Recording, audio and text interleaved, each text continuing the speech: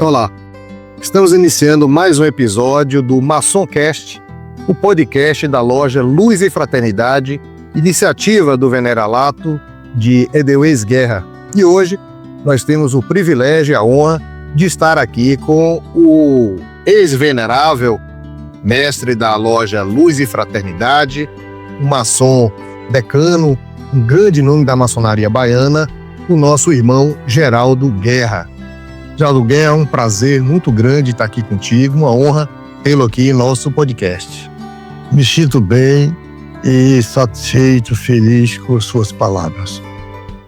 O irmão Geraldo Guerra, para quem não sabe, ele foi iniciado na maçonaria em 1977. Em 1986 já era grau 33 da maçonaria e tem uma longa história, uma longa jornada dentro da nossa ordem. 3 vezes venerável da nossa loja Luz e Fraternidade, com honrarias da grande loja maçônica, com honrarias cedidas, oferecidas pela cidade de Feira de Santana, por dezenas de lojas pelo estado, várias lojas aqui dentro de Feira de Santana. Então nós vamos aproveitar essa oportunidade e fazer algumas perguntas, porque eu sei que todo mundo tem muita curiosidade e gostaria de estar aqui com essa oportunidade. Eu queria começar então, meu irmão. Eu sei que você é de Pernambuco, a sua família é pernambucana, e é uma curiosidade nossa saber como é que você veio parar aqui em Feira de Santana. Conta pra gente um pouquinho aí do que foi que aconteceu, por que você veio para Feira de Santana. Em São Caetano, Pernambuco, como você citou, eu ouvi a Rádio Sociedade de Feira de Santana e falava muito do progresso da Bahia e principalmente de Feira de Santana. E me despertou a curiosidade de vir para cá, porque nós éramos pequeno produtor rural e ficava assim um pouco difícil para 3, eu, meu pai e meu irmão. E com isso aí eu combinei com meu irmão para me sair, para ficar mais folgado para eles. E vim para Feira de Santana ser mascate, vender confecções. E me dei bem, graças a Deus. Eu sei que você tem uma longa jornada dentro do comércio de Feira de Santana, né? As lojas Guerra são muito conhecidas, são décadas de história. E eu queria que você, nesse momento que você veio para a Feira de Santana, que você me dissesse um pouquinho como é que era a cidade naquela época. Na verdade, que ano foi que você veio para cá? Como era a cidade naquela época de Feira de Santana? Fala um pouquinho para a gente sobre isso. Eu saí de São Caetano em 1963. Feira de Santana era uma cidade pequena, mas bem pequena mesmo. E com o desenvolvimento eu fui também me dando bem, graças a Deus, e tive a oportunidade de ser o presidente da CDL, presidente do Rotary Club, recebi o título de cidadão feirense, e com isso aí eu fui diretor da Associação Comercial, diretor do Sindicato do Comércio, e por isso aí eu venho tocando a vida em Feira de Santana. Então isso aí já demonstra que você teve um sucesso grande na questão comercial, que se relacionou muito bem dentro de Feira de Santana. Eu percebo pelo que você fala que você foi recebido, recepcionado, acolhido pelo povo de Feira de Santana, que aliás é uma tradição, é um costume de Feira de Santana que tem com todos que vêm de fora. E eu queria, nesse momento, perguntar o seguinte: é curioso que você tenha vindo para a Feira de Santana pelo rádio. Como é que você conheceu a maçonaria? Você já era maçom quando veio de lá? Tinha familiar maçom? Como é que a maçonaria entrou em sua vida? Eu tinha alguns amigos que eram maçons. E uns 3 ou 4 me convidaram para iniciar. E aceitei.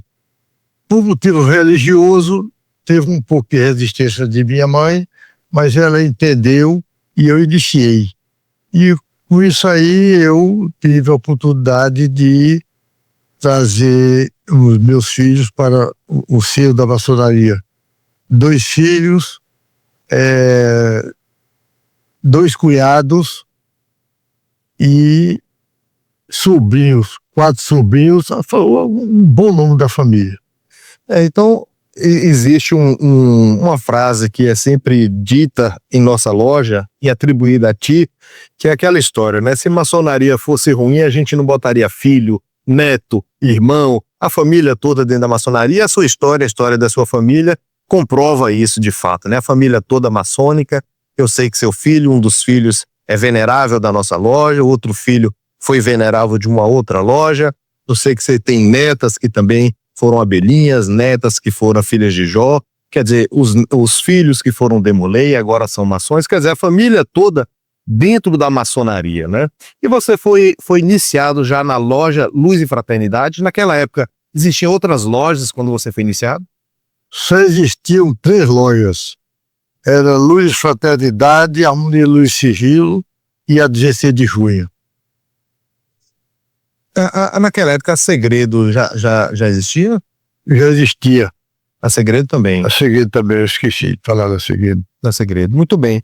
E como é que foi a sua entrada aqui? Quem foi o seu padrinho dentro da Luz e Fraternidade? Quem foi as pessoas aqui de Feira de Santana que te acolheram dentro da maçonaria? Você se recorda da sua iniciação? Quem foi o seu padrinho? Como é que foi aquele processo de chegada na maçonaria?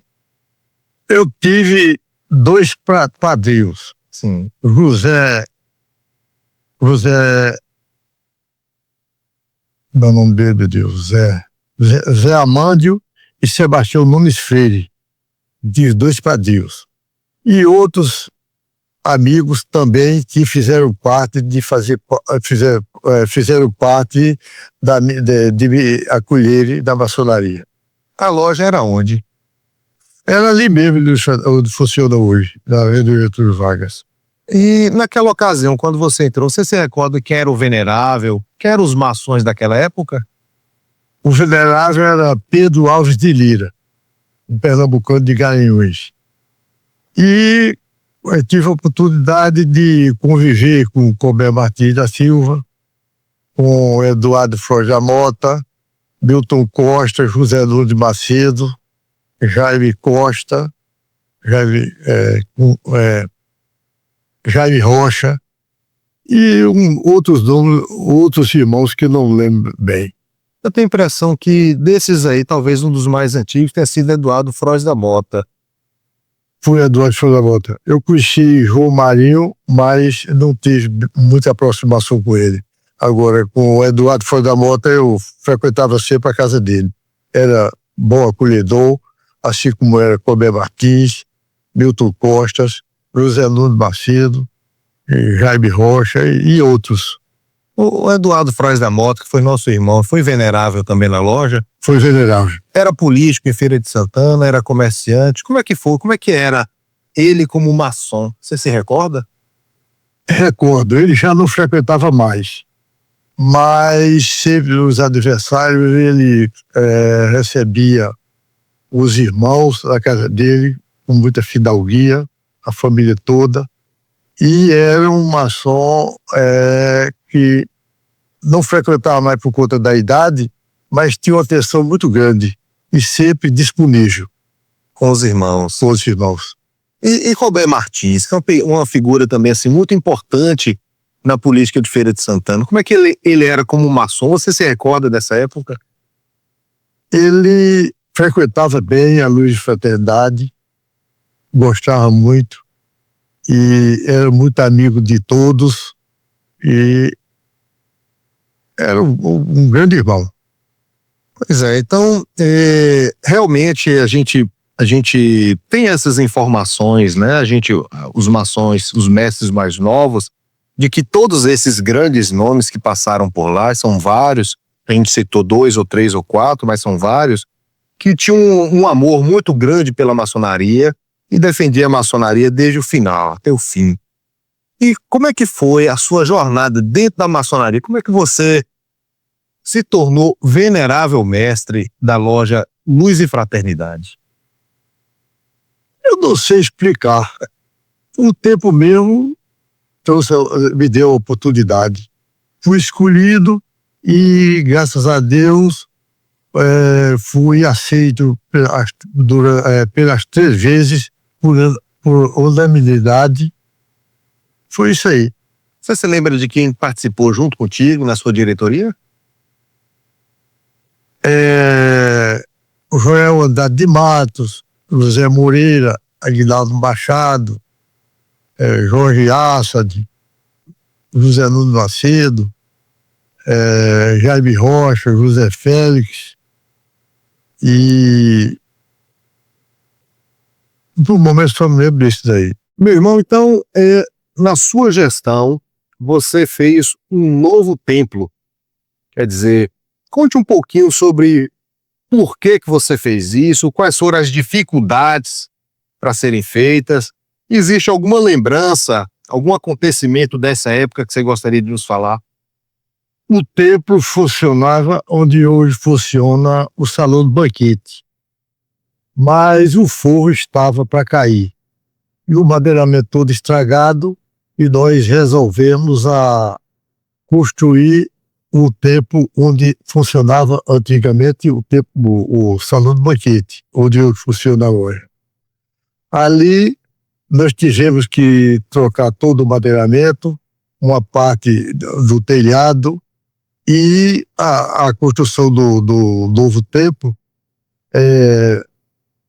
tem o forro de fibra de vidro, e a acústica, de uma maneira geral, deu muito trabalho. E naquele tempo que a inflação era muito grande, muito alta, a renda que a loja tinha das salas, que as salas não eram bem estruturadas, com a inflação, quando era com 2 meses ou 3, não dava para pagar nem o servente da loja. E teve que os irmãos custear.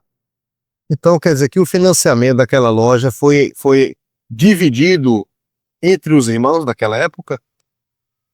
Uma parte, outras nós fizemos rifas, e a sociedade feminina teve um papel muito importante vendendo alguns objetos na rua, o cacareco, essa coisa toda, vendendo feijoada. Era muito trabalho, muito trabalho.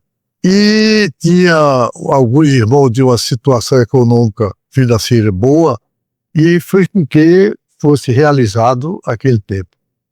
Pois é, então o objetivo desse podcast é criar a memória da nossa Luz e Fraternidade. E a gente hoje vê essa loja assim, consolidada, forte, e não sabe que há tempos atrás muitas dificuldades existiram, né? E como pessoas como você e outras, e depois seguiram e conseguiram trazer a loja até aqui. Você se recorda de algo assim curioso que tenha acontecido na sua época, de venerável, algum fato interessante que você gostaria de contar pra gente? Olha, aconteceu muitos fatos interessantes, mas seria muito tempo para narrar. Apareceu um cidadão querendo iniciar, e eu perguntei a ele por que ele estava interessado. Ele falou que porque ele estava precisando de uma carreta, e sabendo que a maçonaria podia ajudar, e por isso ele procurou para ser iniciado. Eu disse, por enquanto nós não estamos iniciando, mas quem sabe mais tarde esse cidadão apareceu mais. Muito bem, e lembra de mais alguma coisa assim curiosa? Qual é essa? Essa eu achei interessante. Rapaz, aí não foi do meu tempo, mas a diretoria do passado me passaram esses dados. Tinha um cidadão aqui chamado João Félix, que era um cidadão assim bem forte, uma estrutura física avantajada, e ele era o guarda do templo. Aí tinha um cidadão, um irmão chamado Martiniano Cabrogé, e Martiniano sempre chegava atrasado. E quando chegava atrasado, ele abria a porta assim e dizia, ô Martiniano, não dirigir vai para aqui não, vai embora. Não aceitava o atraso, não. E tinha também um Vicente, um irmão Vicente, que era o cobrador da mensalidade. Ele cobrava das residências, mas ele ia para a loja e levava uma pasta pesava bem uns 20 quilos. E ele, de vez em quando, ele estava assim, todo no silêncio da loja, daqui a pouco era aquele estudo. Pá! Era a mala dele que caía e todo mundo ria, era engraçado. Naquela época, a nossa loja era maior, a Luz e Fraternidade, era maior do que as outras. Era maior do que as outras. Como é que era naquela ocasião a relação que existiu entre os maçons? Você pegou 50 anos de história em relação àquela época de convivência com a atual. Você percebe alguma modificação nessas décadas? Olha, a modificação que dá para a gente notar é que as lojas se comunicavam mais, eram mais unidas, mais visitadas, entendeu? Uhum. Então, existe essa observação. Você acha que hoje as lojas se visitam menos do que antigamente? Se visitam menos. E viajam menos, faz poucas viagens, passeios, essas coisas. Antigamente faziam muito. Você se recorda de alguma viagem que você fez?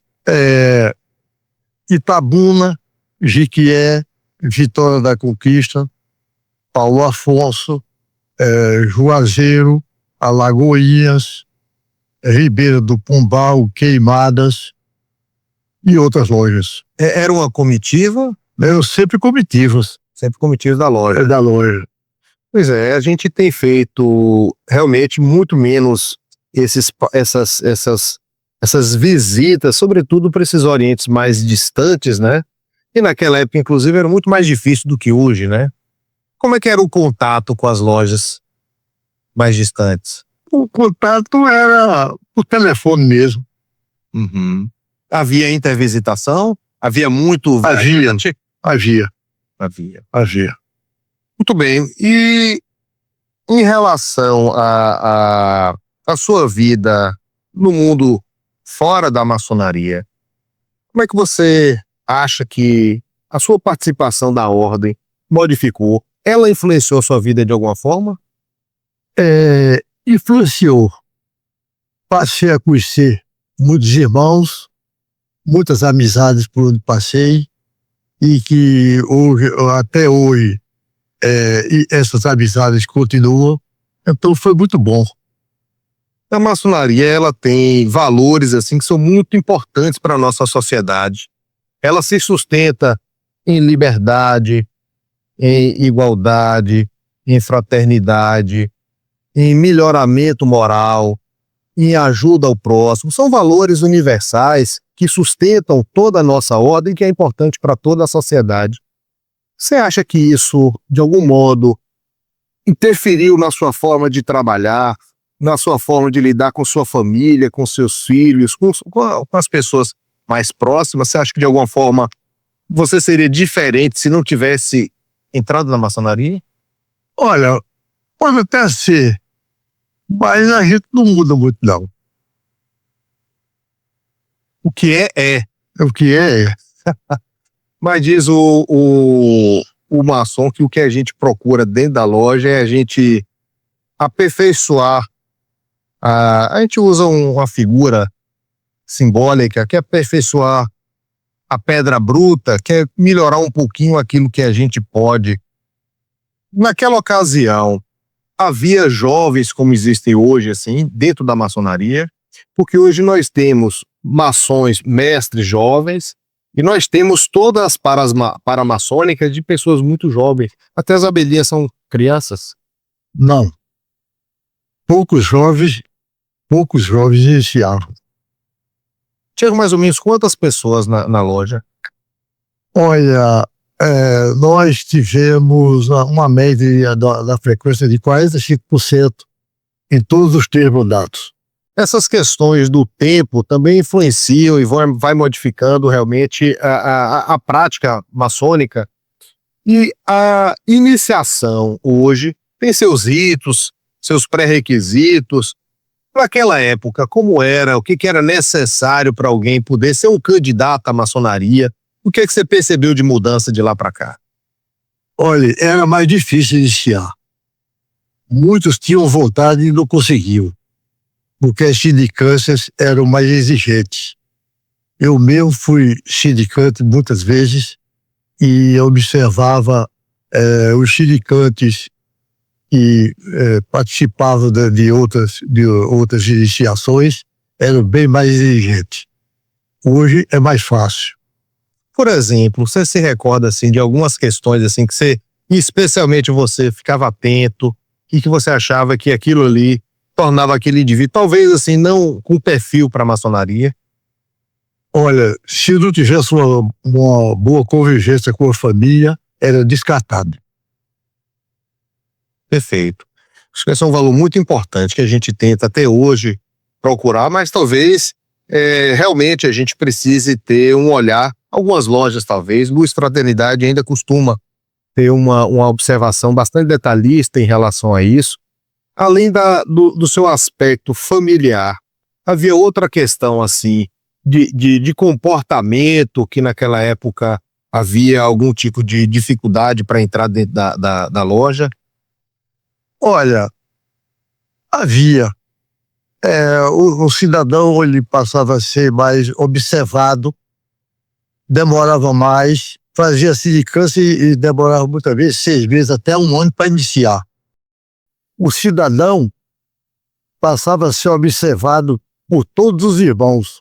Não era simplesmente o sindicante chegar com o formulário preenchido e dar andamento. Por isso demorava mais. Muitas vezes o cidadão, o profano, era aprovado e quando era com 2, 3, 4, 5 meses que ele descobria que ele não dava certo para iniciar. Tinha alguma coisa que tinha algumas restrições. Entendi. Então quer dizer, eles tinham um cuidado, a entrada dentro da maçonaria era levada assim muito a sério. Era muito a sério. E como é que era o papel da sociedade feminina naquela época? Não existia sociedade feminina. Aí, quando eu assumi o generalato pela primeira vez, a minha esposa me indagou, Geraldo, e a gente não conhece lá os irmãos de vocês, nem as cunhadas de vocês, não seria bom fundar a sociedade feminina? E isso foi feito. Aí passou a ter um entrosamento maior entre os irmãos e entre as famílias, nos jantares, almoços, passeios, e foi com muita dificuldade para fundar a sociedade feminina por conta da falta de recursos. E a sociedade feminina trabalhava para a loja, para a construção da loja, para vender rifa, para vender cartela de bico, essa coisa toda. Você se lembra o ano da fundação? Foi 1983. A primeira presidente da Sociedade Feminina foi a sua esposa, foi Edmilson. Da sua esposa. Edmilson Aragão Guerra. Em 1983. Foi. Então a sua família está toda envolvida com a maçonaria. Por que você falasse um pouquinho sobre o processo da entrada de seu filho, dos seus 2 filhos, né? São maçons atualmente, Edelweise e Geraldo. Como é que se deu isso? Eles foram laudos, depois foram demolês, foram mestres conselheiros, permaneceram frequentando e com o tempo mesmo eles se sentiram em condições de iniciar na maçonaria e então de apoio. Você chegou a convidá-los para participar ou foi uma iniciativa própria deles? Iniciativa própria deles, eu deixei eles à vontade. E essa vontade, então, surgiu primeiro foi quem que entrou na maçonaria? Geraldinho. Foi. Depois, Edelweise. Meu irmão Geraldo Guerra, é uma honra muito grande ter você como um baluarte da nossa história, uma pessoa que ajudou a construir a Luz e Fraternidade, a memória viva da nossa loja. uma honra muito grande contar contigo ainda, porque ainda você frequenta as nossas sessões. Às quintas-feiras, às 19h30, nos encontramos às 20 horas, começamos o nosso encontro. Então, é uma honra, um prazer sempre, quando chegamos na loja e nos deparamos contigo. E é uma forma de motivar, acho que é uma forma de fortalecer não só a Luz e Fraternidade, mas a maçonaria ferense. Muito obrigado, Rodival. Realmente, eu costumo dizer, é gratificante. Essa gratidão eu levo para a eternidade. Eu queria, para terminar, que você pudesse mandar uma mensagem ao maçom que nos vê. Eu queria que você também mandasse uma mensagem para aquela pessoa que não é maçom sobre a maçonaria. Meus irmãos, sejam tolerantes, tenham o dom do perdão e considere os irmãos como que fosse irmão sanguíneo. Porque a gente só leva daqui da terra o bem que a gente faz. E para aqueles que não são maçons, se tiverem a oportunidade, abrace. É a mensagem que eu tenho para vocês. E assim encerramos o primeiro episódio do Maçom Cast, o nosso podcast da loja Luz e Fraternidade, Gestão Edeuís Guerra.